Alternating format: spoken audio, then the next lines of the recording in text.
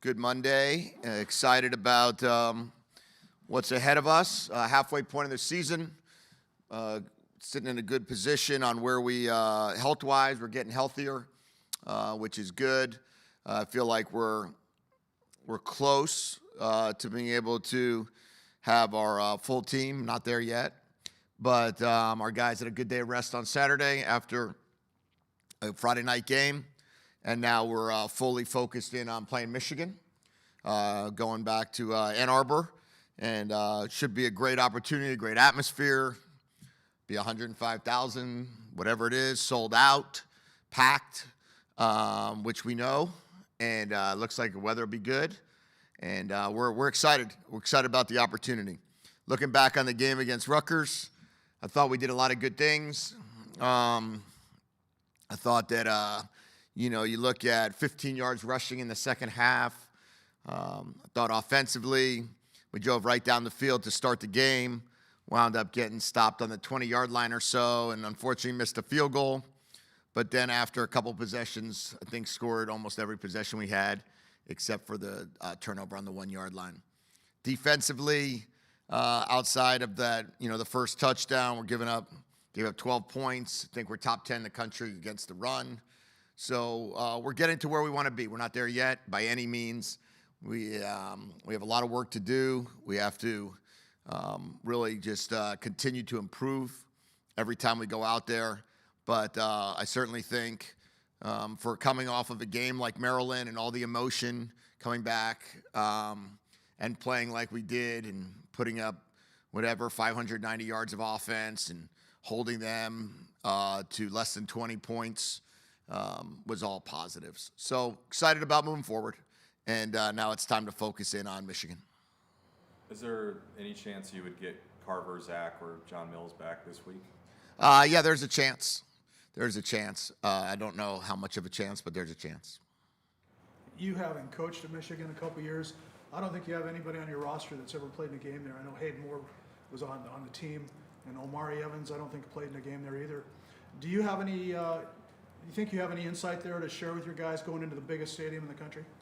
Yeah, well, it's a great atmosphere. I've had a chance to coach there for 2 years, and we won a lot of games there. We're 20-4 in the 2 years that we were there, I think.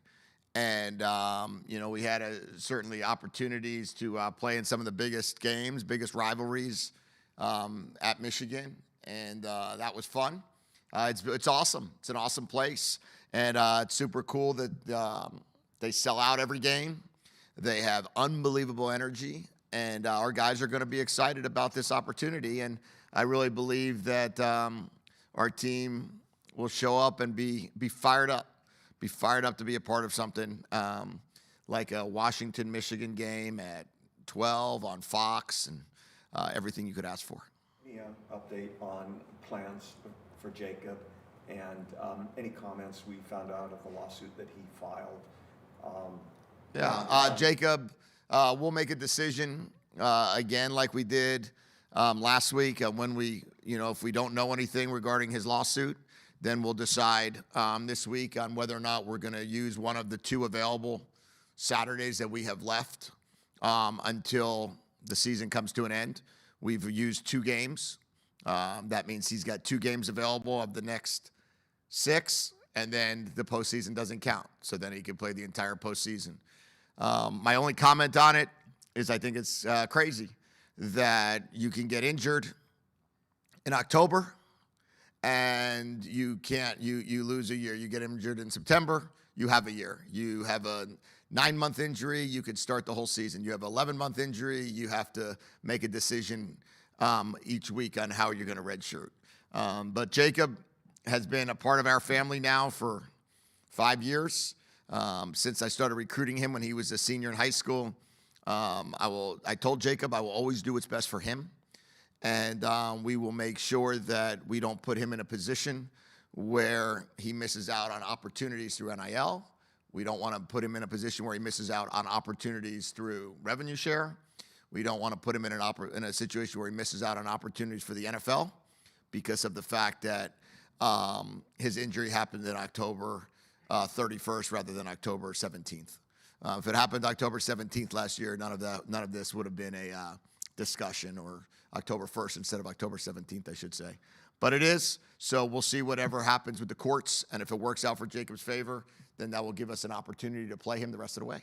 Do we have any idea on timeline? I mean, I guess the answer would be no, but just generally speaking, any thoughts on, because what you don't want to do is have them sit out, miss games, and then they say no, so. Correct. Right, so how do you balance? Yeah, we don't have any idea on a timeline, so we have to just treat it as he's got 2 games left, and then we have to make a decision on which 2 of the next 6 that we want to play him in, and that might mean play in 1 game and then miss 4 and then play in 1, or it might mean don't play until the end and wait and see. It might mean I don't know.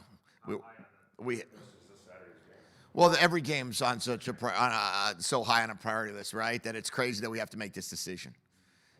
So we're hopeful that we can make this. We can get some answers, but we really don't have them right now.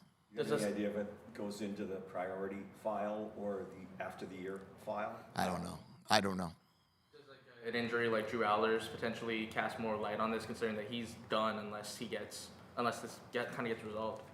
Yeah, I mean, I don't know what every situation's different and unique. I don't know much about Drew Aller's situation, other than that he's out for the season. But I don't know how many years he's been in college or anything like that. How hard was it for Jacob to sit out? Did he go willingly? Yeah, he went crazy. I had to keep him. I didn't allow him to have a helmet because I didn't trust him. And then I made him take his pads off to make sure he was going to he was going to be fully dressed.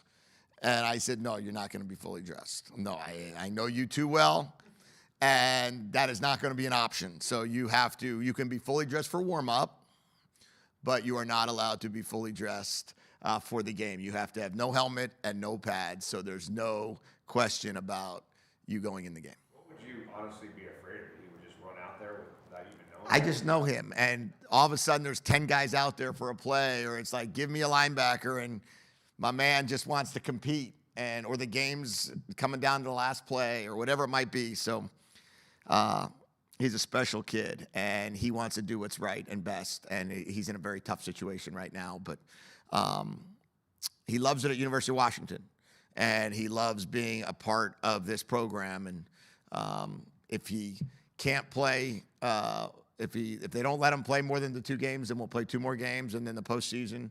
And then we'll have them all year next year. If they let them play more, then we'll play more. Can you talk a little bit about your pass rush? It seemed to get a little bit better a little bit later in the game when they were coming from behind, but also what your plan is or what you can do about Blair Underwood. Yeah, I would say, first of all, it certainly got better. We had, I think, 3 sacks to end the game. At the end, when the statistics were over, we had 3 sacks. We had a good amount of pressures on the quarterback. They had too much time early in the game. Quarterback sat back there a little bit too much. We talked about that. Hopefully if we get Durfee back, I think Durfee was leading the country in quarterback pressures off of a 4-man rush. So if he's back, that'll certainly help the situation. I think that we'll continue to look at different ways to generate pass rush, but also put our guys in the best possible position to be successful. And on top of that, I do believe that, the way we stop the run right now, keeping teams to 82 yards rushing, you can't play it all. You can't do it all. And that's a very good passing team. And that's a team that has very good receivers and a good scheme. So we'll continue to try to evolve as a pass rushing unit, and we'll continue to work to get better and better there. And on the same token, I do see, the second half of the Maryland game and then this game, certainly in the second half, the pass rush started showing up. To go back to your linebackers real quick, how did you feel Extree played in his first complete game as a starter? Yeah, we gave him a game ball. He had 8 tackles. He had a TFL. He did a really good job both on special teams and on defense.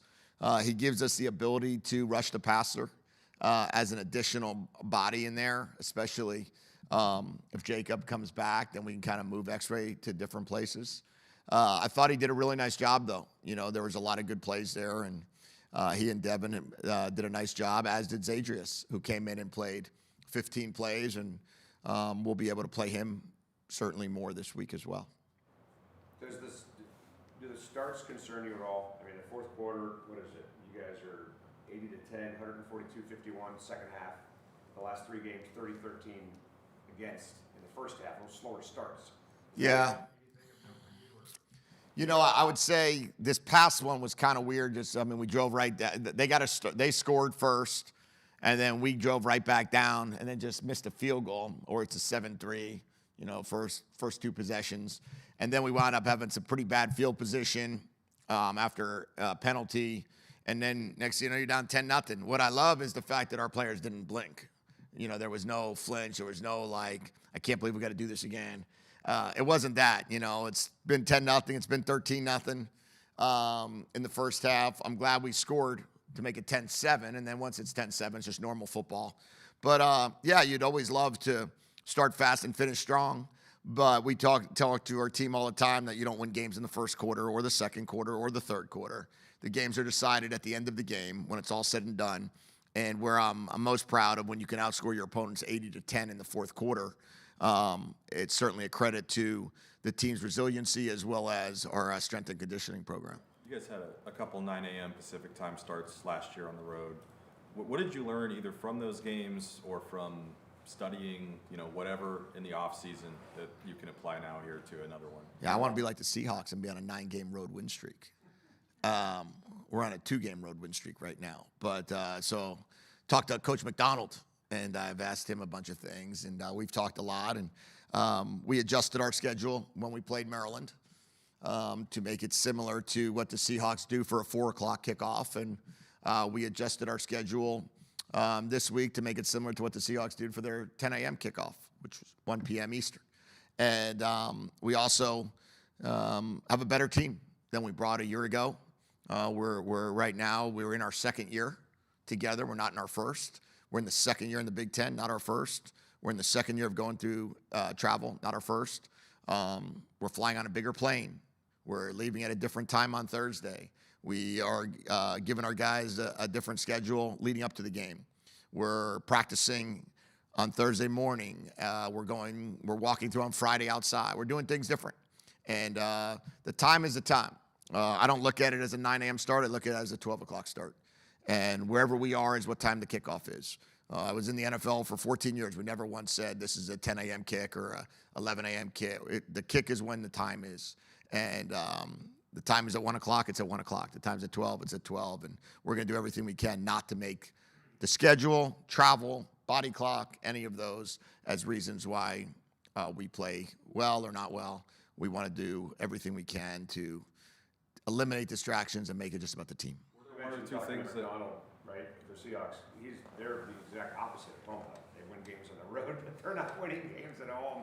Did you offer him any advice on how to win any home games? I just talked to Coach McDonald's doing a fantastic job, and he was great this summer when we spent a lot of time together talking about some of the ideas, exchanging ideas of how they handled certain things. Were there one or two things that he brought up that really resonated? They're like, oh, okay, maybe we should try that. No, I think the biggest thing we talked about was we moved our plane. We got a bigger plane, give our guys a little more space, and we moved our schedule back on Thursdays, so we leave later than we did last year. You mentioned Durfee. What are the chances he's available on Saturday? We'll see. We haven't practiced yet, so hopefully high, but we'll see. DeMond wins his second Big Ten Offensive Player of the Week award. When you went back and looked at the film, what stood out to you from this past game? Third, right? I think he won his third. Because I thought he won the first. Didn't he win the freshman? Oh, Jonah won 2. DeMond's won 2. That's pretty good. We've won 4. Okay, cool. I think what stood out is that he had 400 yards passing, 136 yards rushing, made great decisions with the ball. I think he completed, 21 out of 27 or something to that effect. So once again, his completion percentage is extremely high. He averaged 19.5 yards per completion, 9-point-something yards. I think we averaged close to 10 yards per play. We had 60 plays and 590 yards. So, everything that he's continuing to do, he's doing at a high level. Unfortunately, we turned the ball over one time on the 1 yard line, or we would have had an exceptionally clean game. And you know, it was pretty fun to watch. It was pretty fun to watch. Didn't I see the Mariners had like 28? Like they had almost an exceptionally clean game last night. So we try to pride ourselves to be like them. So congratulations to the Mariners, and congratulations to Damon for winning his second Offensive Player of the Week. The offensive line's pass blocking for sure has improved this year. Where do you feel like they are as a run blocking unit right now? I think, are you talking about when John Mills and Carver were playing, or are you talking about when we've brought in, where we've made some changes due to injury? I think that they've done a really good job. I think the first 2 or 3 games of the season, we were over 200 and something, close to 300 yards. Yes, we had 190 yards, I think, this past week, which is pretty impressive. Just because Damon got 138 yards, those were designed runs.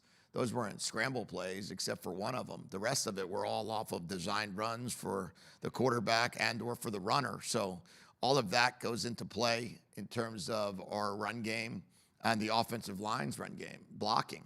So I think that they're doing a really good job. Coach Switz has done a fantastic job in both the pass protection and the run game.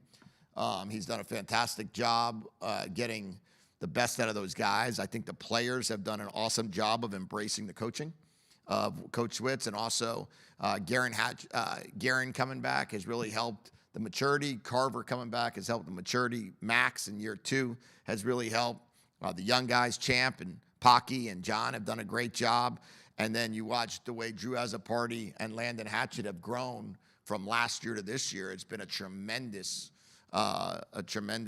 really increase in production and ability. And so it's been fun to watch it, but we got our work cut out for us against Coach Martindale and Michigan. We know it's going to be a very physical football game. They have an outstanding front.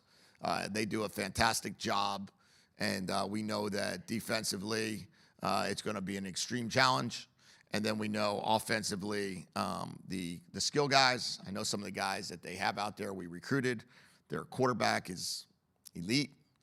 Their offensive line, Coach Moore, always does a fantastic job with their O-line, and they're always well known to have great backs and tight ends. So it'll be a tremendous challenge as we play Michigan this week. How did Damon come out of the game with his shoulder? I know you got Good. checked for it. All good. All good. He'll be practicing full go tomorrow. Looks like your last 2 opponents have really come after your punter. Do they sense that he's maybe a little bit slow with his style? I don't know. I don't know what they've sensed or not sensed. I know Coach Shiano goes after punts all the time. He's well known for that. I think they have more block punts over the course of a decade than anyone else. But we got it off. We hit a 56-yarder. I think we've only punted this year 10 times, maybe 8 times. So our punt numbers are down. So hopefully we can continue to keep our punt numbers down, but we obviously will look at everything and see if we feel as if the operation needs any tweaking, and or if we need to speed up or change our protections. Okay, we'll see you in Ann Arbor. Have a great week.